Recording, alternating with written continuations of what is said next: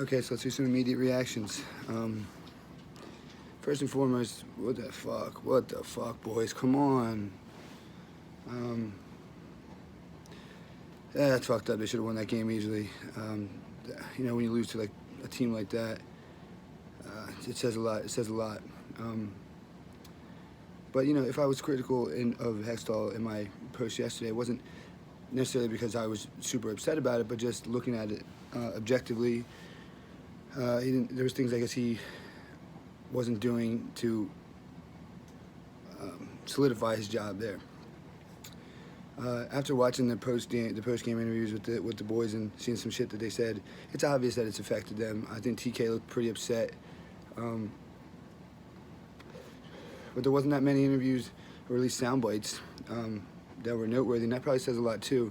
And I would think that for guys like TK, Ghost, Pro Rob, any of those guys, they are the result of Hextall's hard work, and obviously they're good players and everything, but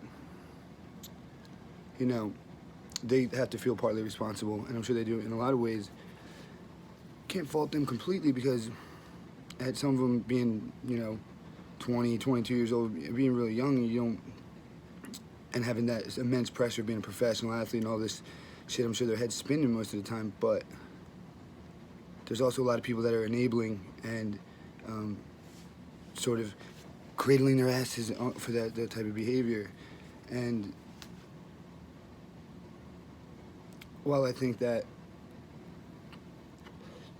change was definitely warranted, the players probably feel responsible. And it's really easy for Holmgren and this guy, Scott, to feel like the heroes, when in reality, you'd have to at least make the point, be a point to say that after Ed Snyder passed away, there was an avenue for a new control of the franchise, and I think that you have this. That's where the bullshit with Gritty comes out of, to be honest, because now you got the director of Comcast managing the team and making executive decisions, so to speak, and they're businessmen, and they should have dug deeper for Hexy. Maybe they probably feel that now for sure, but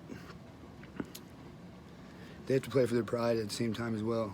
I mean, there's been times when, some of the guys that commented on my video were guys I played with at Kutztown or in teams growing up where we got smashed. You get smashed, but you go out there and play for pride for yourself, regardless. And, if I think anyone should be moved, I would have to say Shane Gostisbehere. He's got some talent, he's got some upside, but I don't know if his game translates long-term for us. And he's got value. And I think Pro Rob would benefit from a guy who's bigger, but can still move the puck. There's a lot of players out there. Maybe I don't know off the top of my head, but I'm sure they're there. Stolarz played all right. Can't blame it on him. It's fucked up.